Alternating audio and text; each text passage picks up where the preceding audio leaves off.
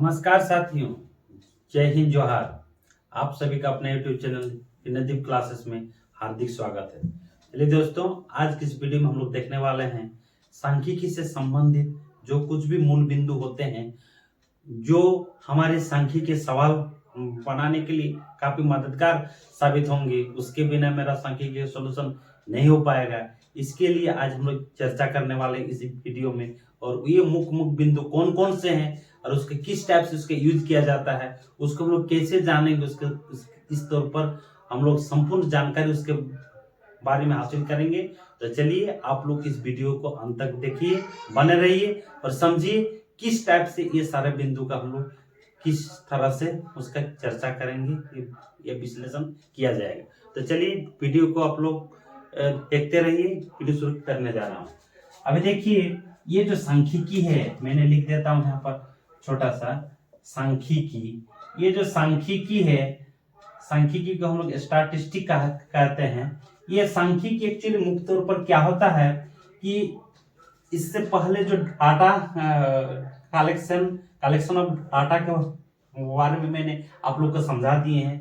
उसमें primary data क्या होता है, सेकेंडरी डाटा क्या होता है, प्राथमिक आंकड़ा जिसको बोलते हैं, गौण आंकड़ा किसको कहा जाता है, या तो फिर उसको अनग्रुप डाटा, ये ग्रुप डाटा, रो डाटा, अरेंज डाटा किसको किसको कहा जाता है, ये सारे के बारे में आप लोग को विस्तृत रूप से जानकारी दे चुका हूँ।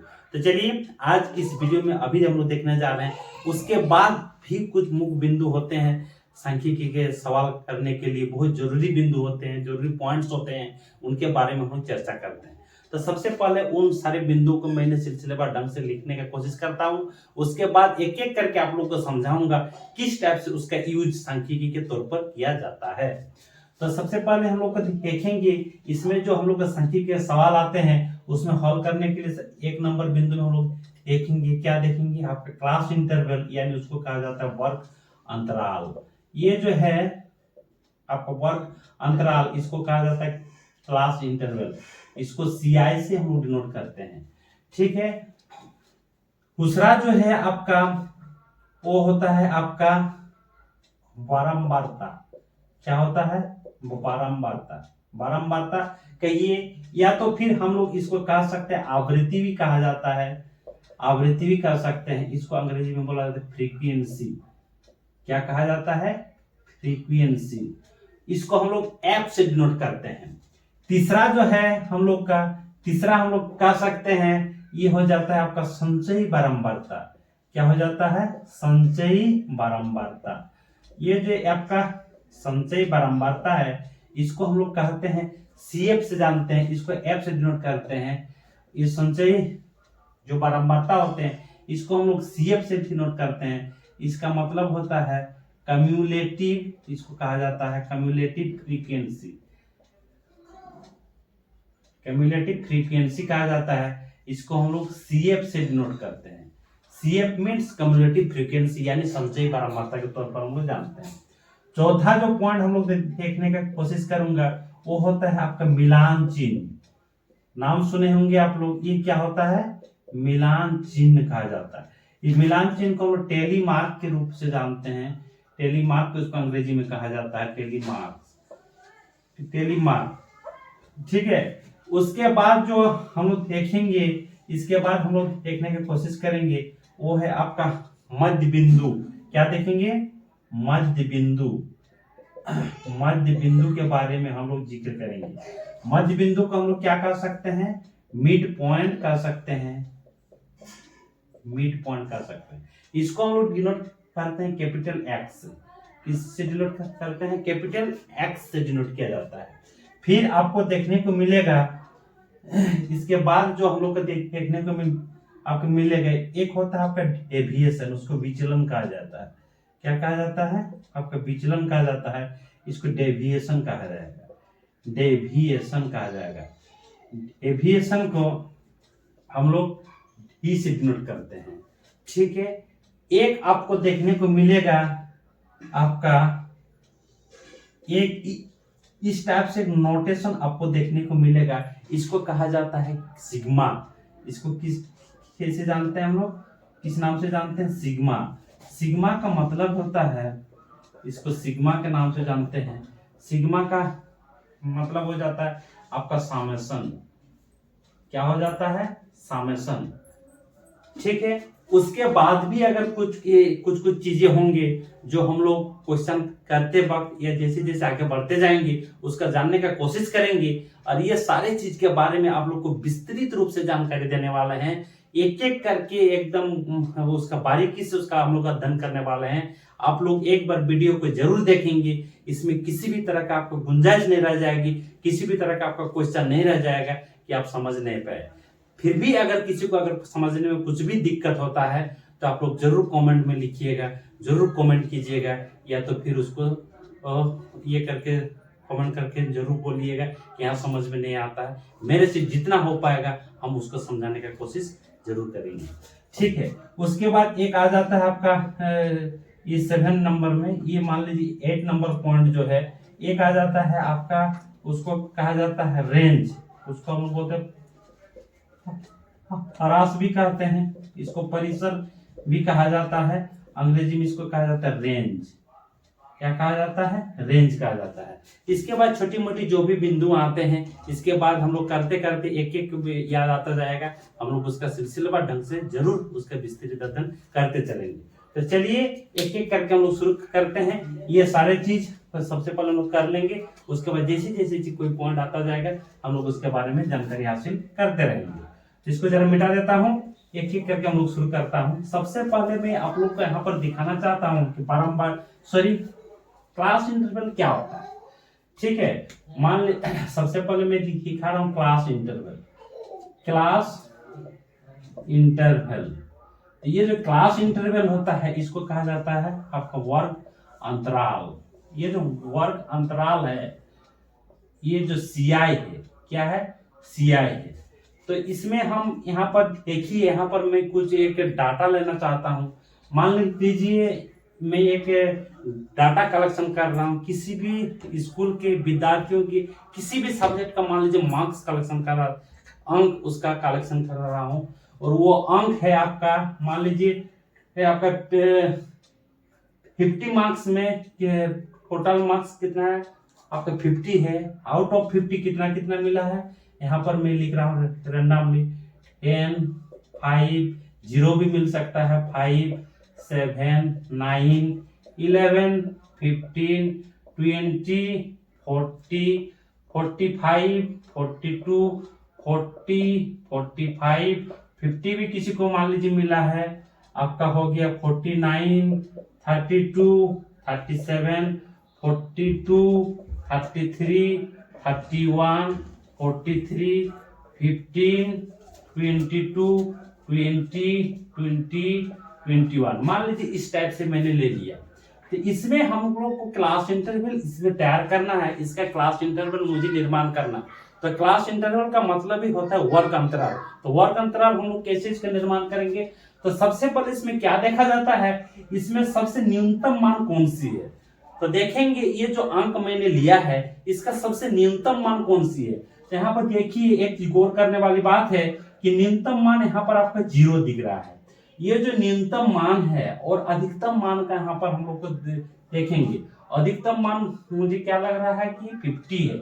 तो ये जो 0 और 50, तो 0 और 50 के तौर पर हम लोग इस तरह से अलग अलग क्लास में इसको बांटेंगे, ताकि उसका जो अंतराल है, अक्सर हम लोग मैक्सिमम तौर पर हम लोग क्या लेते हैं, अंतराल आपका समान होने चाहिए और अपना सुविधानुसार उसको बांटा जाता है।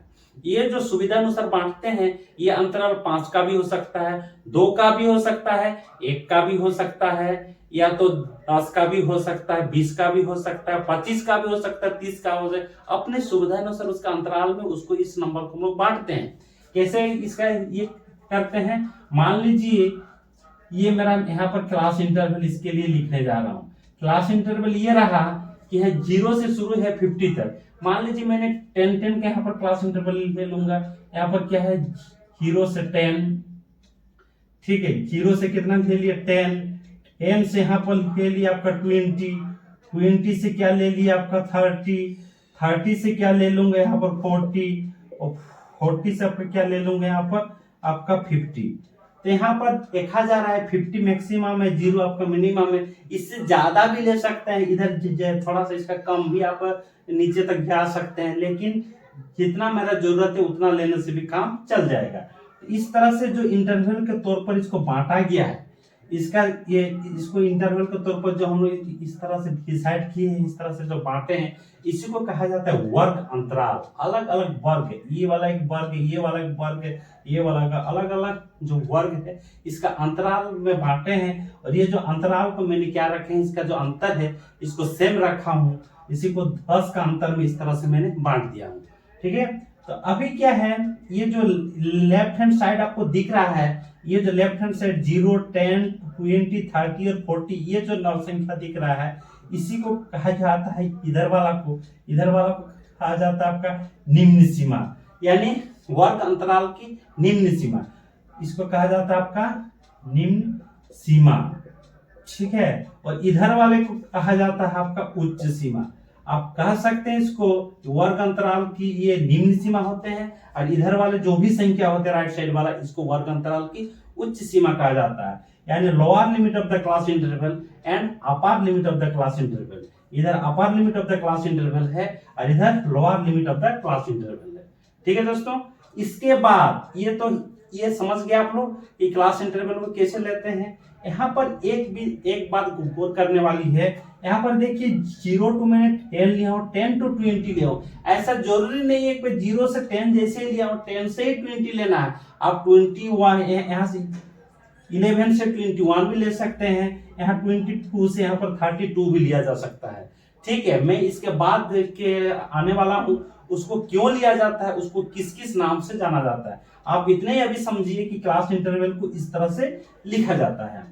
ठीक है, इसको मैं मिटा देता हूं थोड़ा सा आगे की जानकारी देने के लिए। इसके बाद क्या होता है, ये तो क्लास इंटरवल हो गया। क्लास इंटरवल के साथ ही ये जो आंकड़ा है, ये जो अनग्रुप्ड डाटा है, ये जो हम लोग का अवर्गीकृत आंकड़ा है, क्योंकि ये सिलसिलेवार ढंग से हम लोग का सजा हुआ नहीं है, आरोही क्रम या अवरोही क्रम में सजा हुआ नहीं है, इसीलिए इसको हम लोग अवर्गीकृत आंकड़ा के तौर पर जानते हैं, अनग्रुप्ड डाटा के तौर पर जानते हैं, रो डाटा के तौर पर हम लोग जानते हैं। तो ये जो रो डाटा है आपका, इससे हम लोग क्या करेंगे, टेली मार्क यानी मिलान चिन्ह का निर्धारण करेंगे। तो यहाँ पर लिख देता हूं मैंने मिलान चिन्ह। क्या लिख देता हूं, मिलान चिन्ह। देखिए मिलान चिन्ह क्या होता है, जरा एक एक करके हम लोग इसका मिलान चिन्ह ज्ञात करते हैं। इसको मैं इस तरह से थोड़ा सा डिवाइड कर दे रहा हूं ताकि आपको समझने में आसानी हो। अभी देखिए मिलान चिन्ह जो करने जा रहा हूं, इसमें आप लोग देख रहे होंगे ये जो इंटरवल है, ये जो अंतराल है, इस अंतराल में यहाँ पर उच्चतम सीमा में 10 है, और दूसरे जो वर्ग अंतराल है इसमें निम्नतम सीमा में 10 है, न्यूनतम सीमा में 10 है, निम्न सीमा में आपको 10 दिखाई दे रहा है। इसीलिए इसमें जब लेंगे हम लोग, इसमें इस तरह के जो इंटरवल होते हैं इसमें उच्च सीमा को नहीं लिया जाता है। कहने का मतलब यही है, क्योंकि एक ही नंबर 2 टाइम रिपीट हो रहा है, इसीलिए एक नंबर को 2 बार नहीं लिया जाता है। तो कौन से नंबर को 2 टाइम्स नहीं लेते हैं, each and every class interval क्या कर सकते हैं हम लोग कि सभी जो वर्ग अंतराल है इसमें उच्च सीमा को हम लोग इंक्लूड नहीं करेंगे। कहने का यही सेंस है, इसमें जब भी हम लोग लेंगे टेलीमार्क इसका लेंगे तो 0 से 9 तक लेंगे। अगर दूसरी कड़ी में हम देखना चाहेंगे तो इसमें 10 to 19 लेंगे, इसमें 20 to 29 लेंगे, 30 to 39 लेंगे, 40 to 49 लिया जाएगा। ठीक है, तो चलिए टेलीमार्क हम लोग कैसे लेते हैं आइए जरा समझते हैं। ठीक है, तो यहाँ देखिए 0 है, तो किसी एक संख्या को जब मैं यहाँ पर ले लूंगा उसके लिए एक लकीर खींचा जाएगा, और जैसे ही 4 के बाद 5 आएगा, 5 में हम लोग उसको क्या करते हैं, काट देते हैं। तो कैसे काटते हैं, कैसे लेते हैं जरा देखिए। एक एक करके मैं लेना चाहता हूँ। 0 ले लिए, मान लीजिए 0 के लिए एक लकीर दे दिया। उसके बाद यहाँ आपका 0 से इधर से लेना है, तो यहाँ से 0 से 9 तक आएगा, 9 के लिए यहाँ 5 आएगा, 5 के लिए एक लकीर ले लिया। 0 आया तो 0 के लिए मैंने दूसरा लकीर ले लिया, 5 भी आएगा, 5 के लिए तीसरा, 7 आएगा, 7 के लिए चौथा, यहाँ देखिए 9 आ गया, 9 के लिए मैं पांचवा लकीर को इस टाइप से भी ले लूंगा। यही मिलान चिन्ह का तरीका होता है। ठीक है, इसके बाद 0 से 9 लेना है। 0 से 9 में इधर नहीं है, आपका इधर में कहीं है क्या चीज, 0 से 9 में ये भी नहीं है। तो मेरा ये वाला जो वर्ग अंतराल का मिलान चिन्ह लिखना था वो मैंने लिख दिया, इस तरह से लिखा जाएगा। उसके बाद नेक्स्ट क्या है, m से लेके 19 तक लेना है। यहाँ पर एक आएगा 10 मैंने ले लिया। उसके बाद क्या है, 11 आएगा, 11 दूसरा लकीर ले लिया। 15 है, यहाँ पर तीसरा ले लेंगे।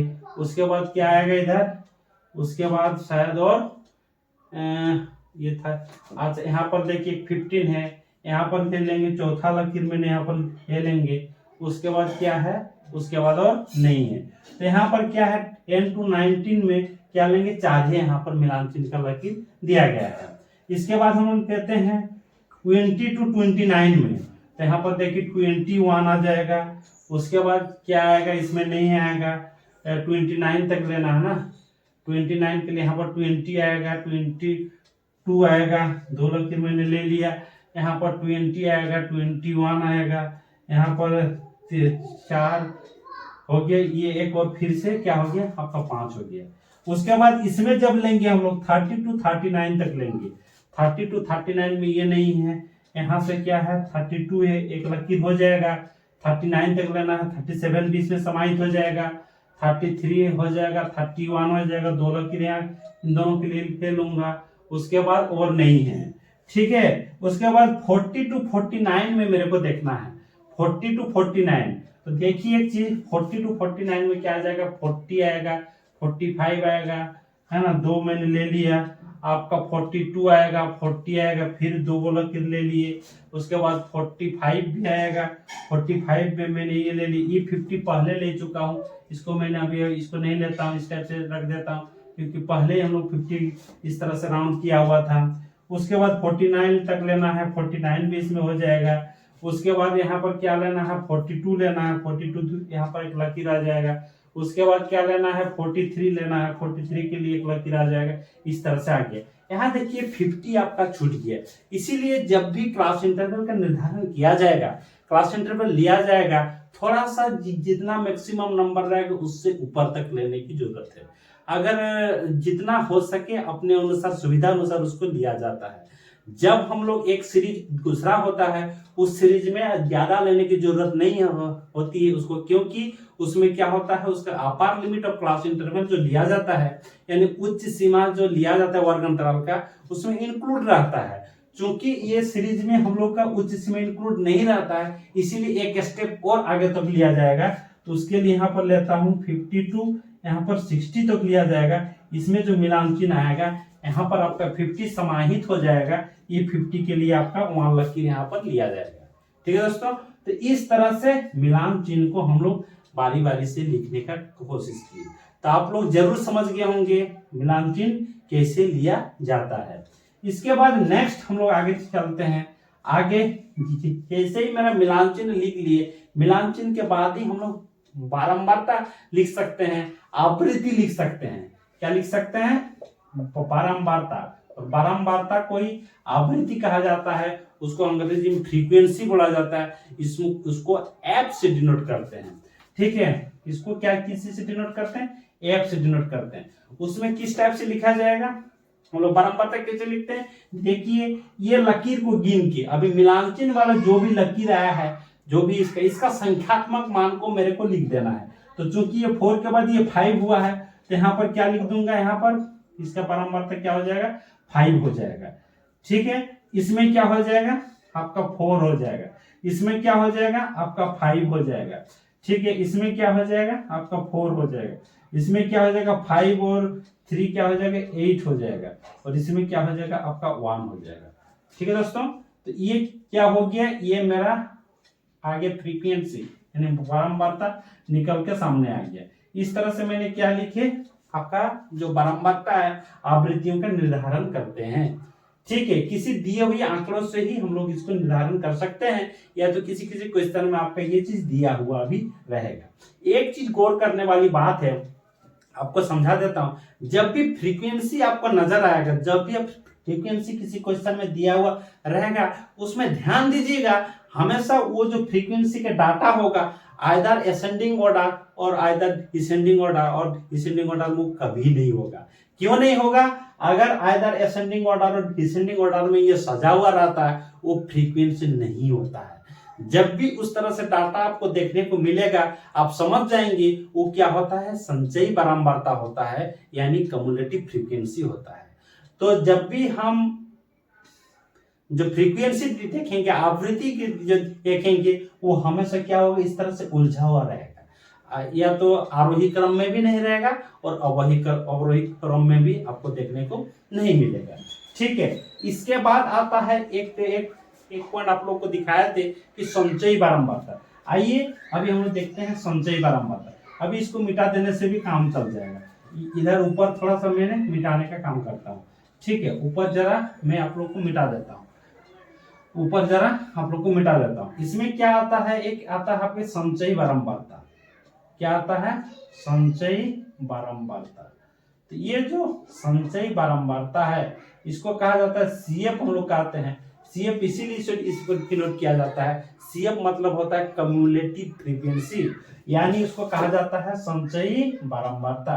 तो ये जो आपका संचयी बारंबारता जो होता है इसको हम कैसे लिखते हैं, जरा देखिए। इसमें क्या होता है, जब भी संचयी बारंबारता किसी बारंबारता श्रेणियों का लिखा जाएगा, किसी आंकड़ा का लिखा जाएगा, इसका जो इनिशियल वैल्यू होता है, जो फर्स्ट वैल्यू होता है, जो ओरिजिन जो होता है, जो आपका फर्स्ट वैल्यू होता है, उसको ज्यों का त्यों लिखा जाता है।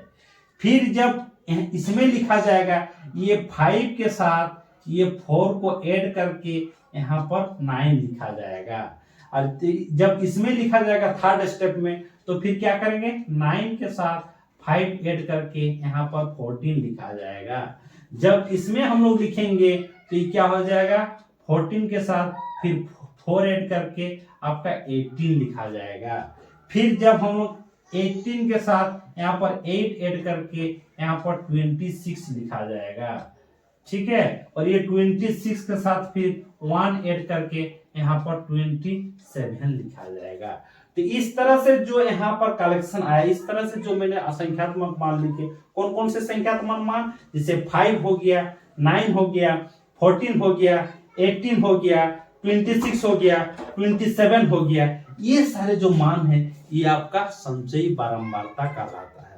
ये देखिए संचयी बारंबारता आया, ये क्या है, देखिए आरोही क्रम में है।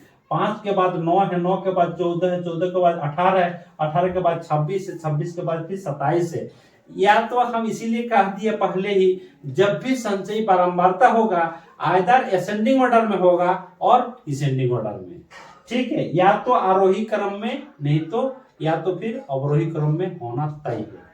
ठीक है, अभी एक बात आप लोग को यहाँ पर दिखा देता हूँ, इसका जो समेशन होता है, देखिए जो बारंबारता होते हैं इसको हम लोग आवृत्ति भी कहते हैं, इसको हम लोग आवृत्ति भी कहते हैं। ये जो आवृत्ति होते हैं या जो आपका बारंबारता होते हैं, जिसको हम लोग फ्रीक्वेंसी के नाम से जानते हैं, इसका जो साम होता है उसको हम लोग कैपिटल एन से डिनोट करते हैं। कैपिटल एन लिखिए चाहे सिग्मा एफ लिखिए। ये जो सिग्मा है, सिग्मा इससे पहले मैंने आपको दिखाए, सिग्मा एफ का मतलब ही होता है कि समेशन, या और हम लोग इसको क्या लिख सकते हैं, एन लिख सकते हैं, कैपिटल एफ या और एन लिख सकते हैं। और एन का वैल्यू क्या होता है, ये जो साम हो जाएगा यही एन का वैल्यू हो जाएगा।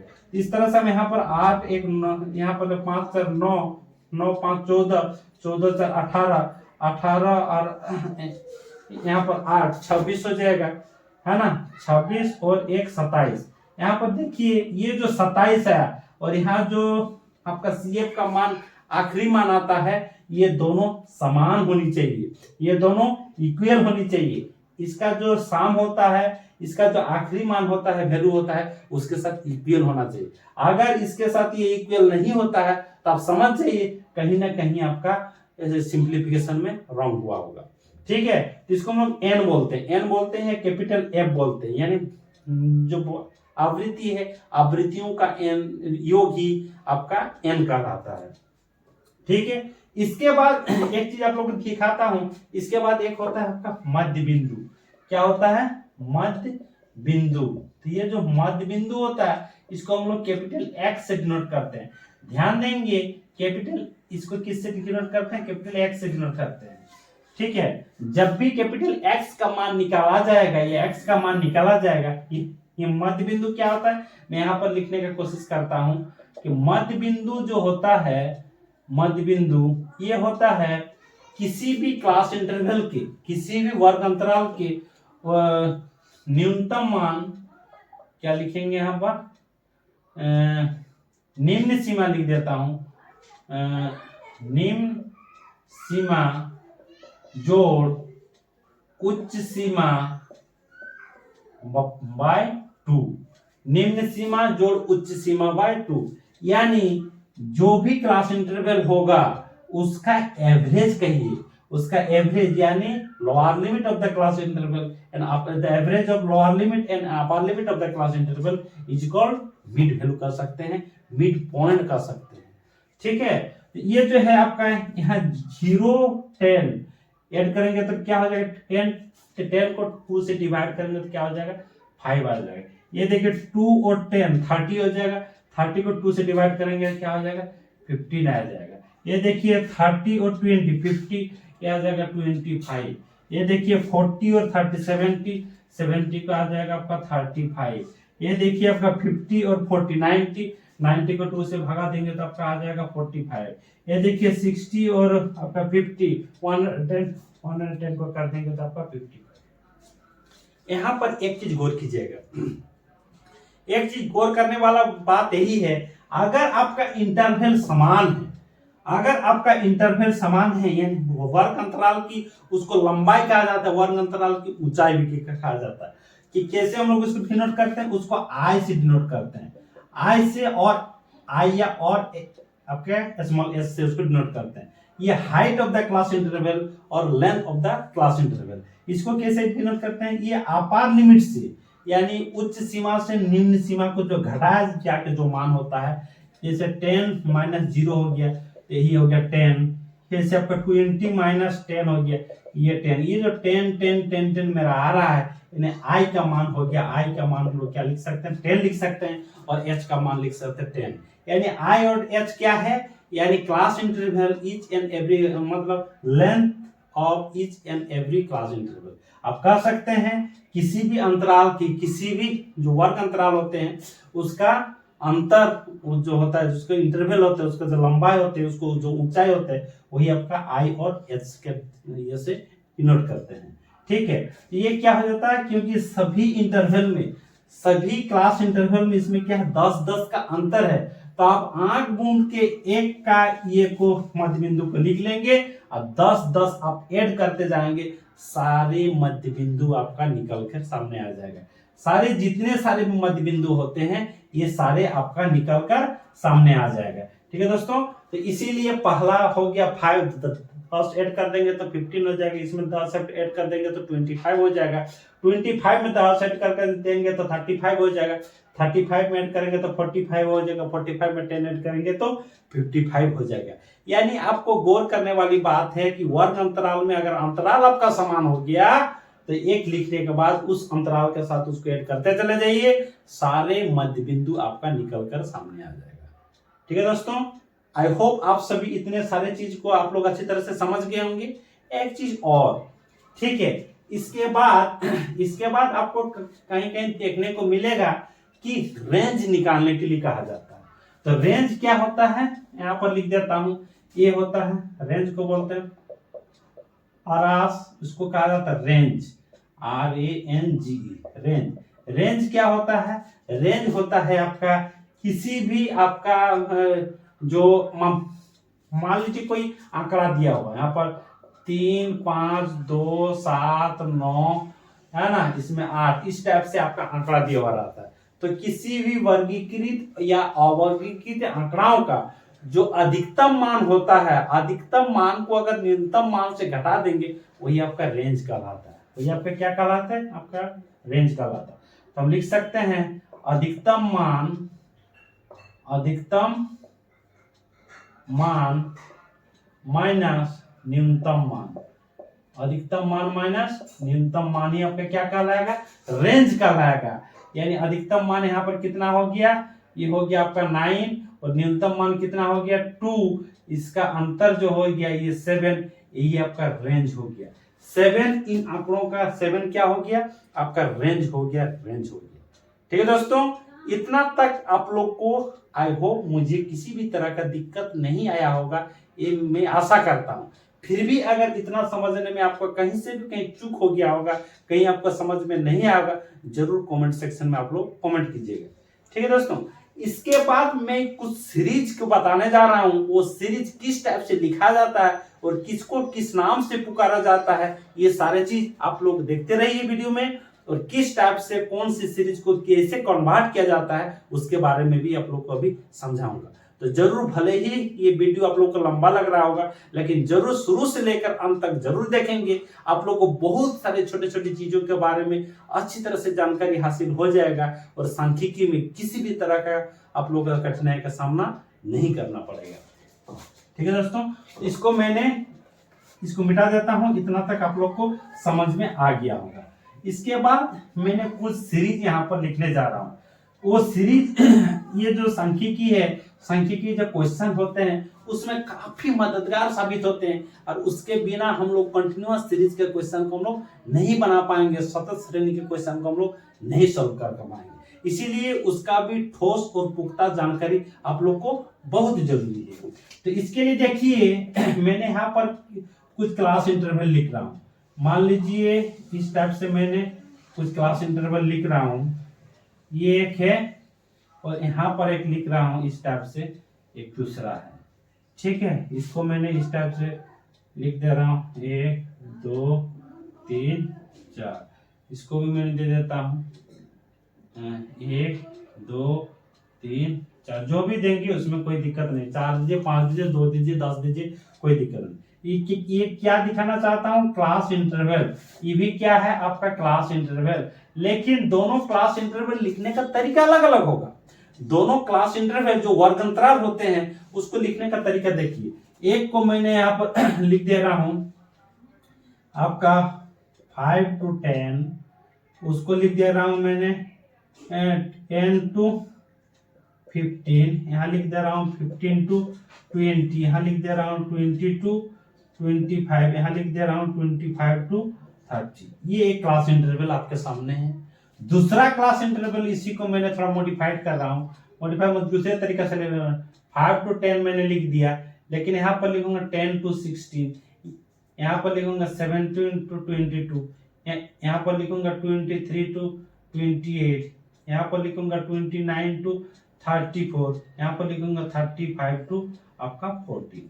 ठीक है, तो इस तरह से देखिए, ये भी क्लास इंटरवल है और ये भी क्लास इंटरवल है। ये भी एक तरह से वर्ग अंतराल है, ये भी एक तरह से वर्ग अंतराल है, लेकिन दोनों का काम अलग अलग है। दोनों अपने जगह पर काफी इंपॉर्टेंट रखता है, काफी अपना महत्वपूर्ण भूमिका निभाता है, और दोनों आपको जानना जरूरी है।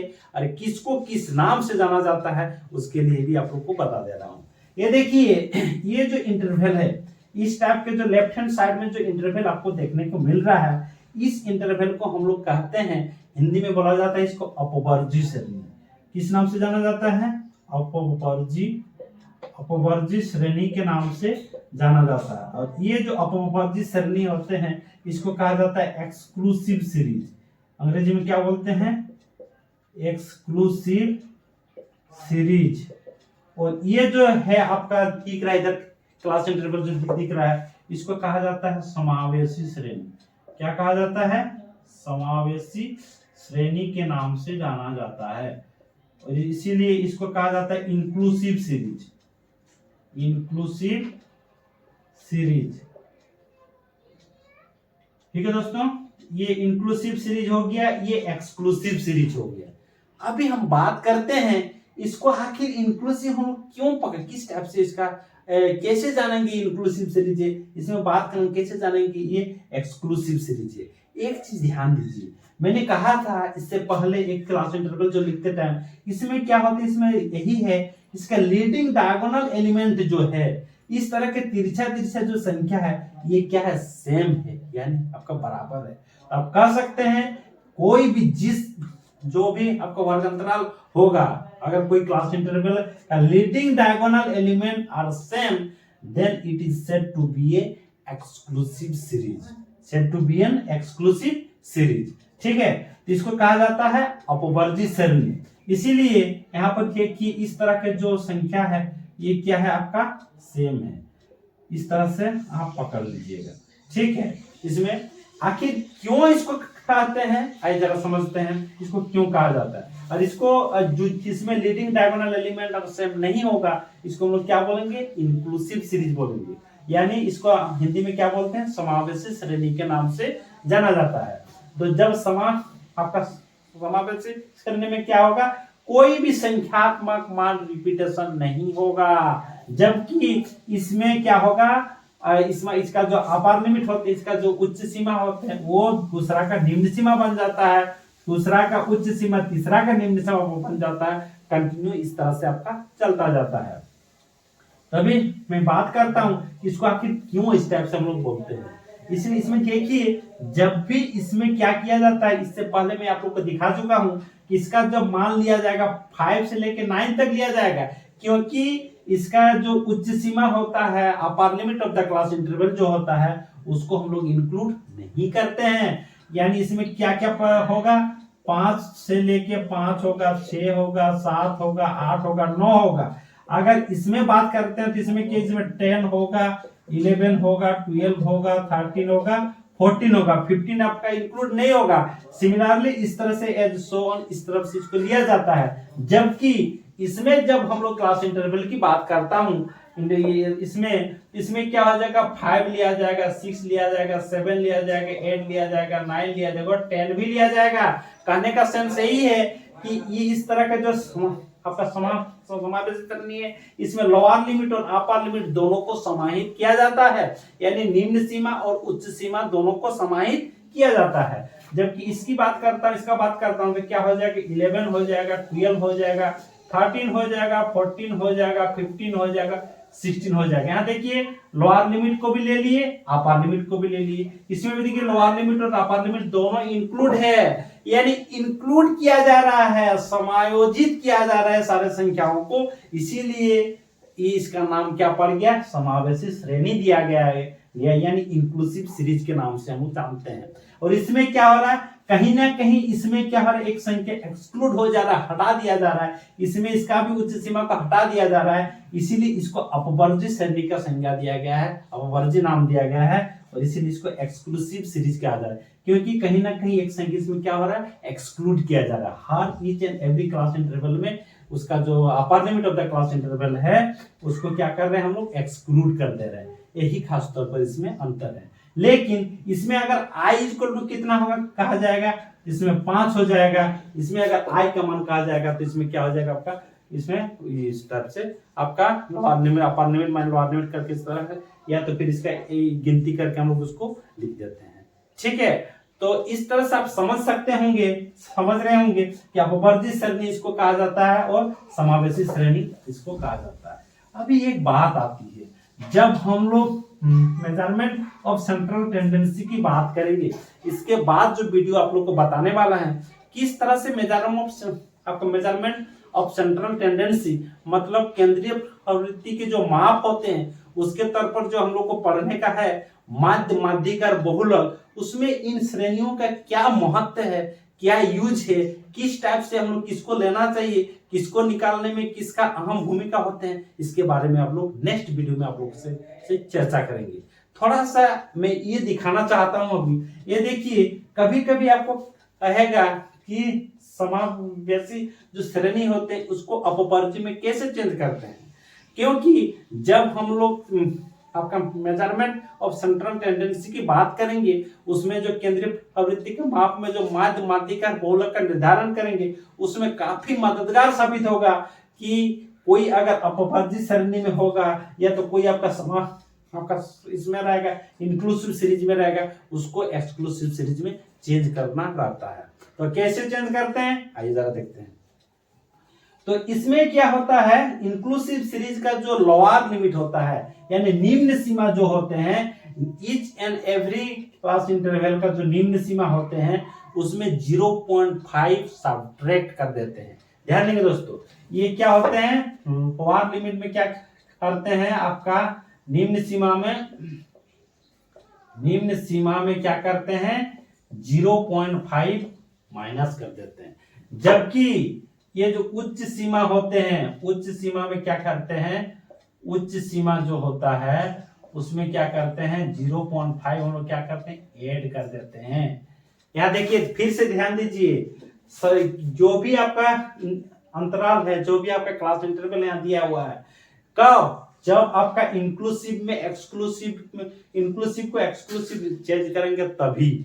जब मेरा सीरीज इंक्लूसिव में रहेगा और मुझे जरूरत पड़ेगा इसको एक्सक्लूसिव में चेंज करने के लिए, तो हम लोग क्या करते हैं, सभी आपका निम्न सीमा को क्या करते हैं, 0.5 से 0.5 माइनस कर देते हैं लोअर लिमिट से, और अपर लिमिट में क्या करते हैं, 0.5 ऐड कर देते हैं, यानी जोड़ देते हैं।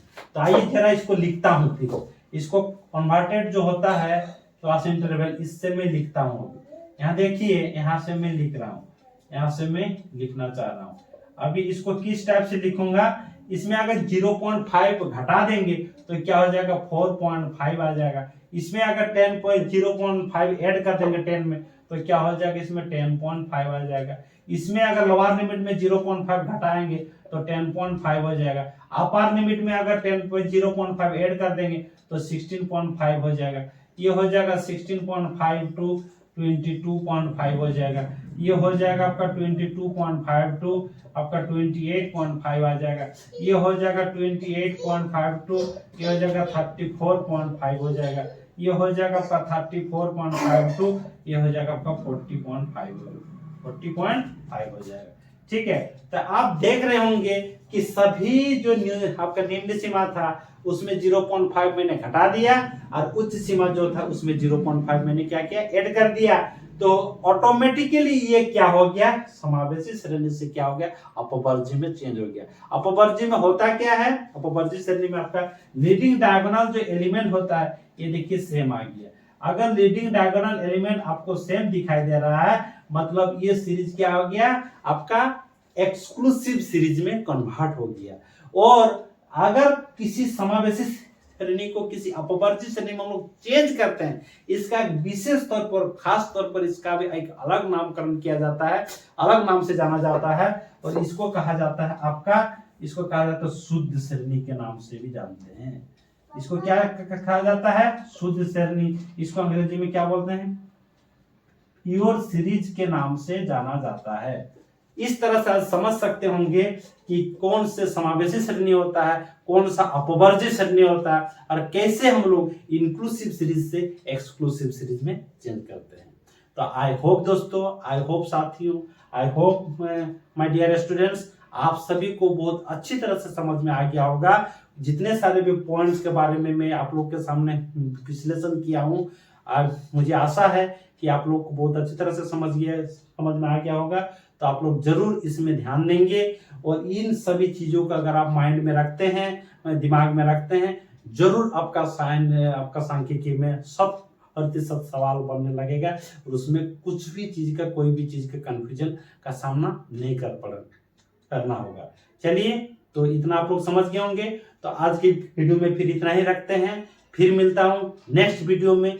इससे आगे सांख्यिकी का अलग अलग सवाल कैसे हम लोग उसको निकालते हैं और मेजरमेंट ऑफ सेंट्रल टेंडेंसी यानी केंद्रीय प्रवृत्ति के माप में माध्य, माध्यिक और बहुलक का निर्धारण कैसे करते हैं, नेक्स्ट वीडियो में मैं आप लोग को दिखाऊंगा। तब तक के लिए धन्यवाद। Thank you watching for this video.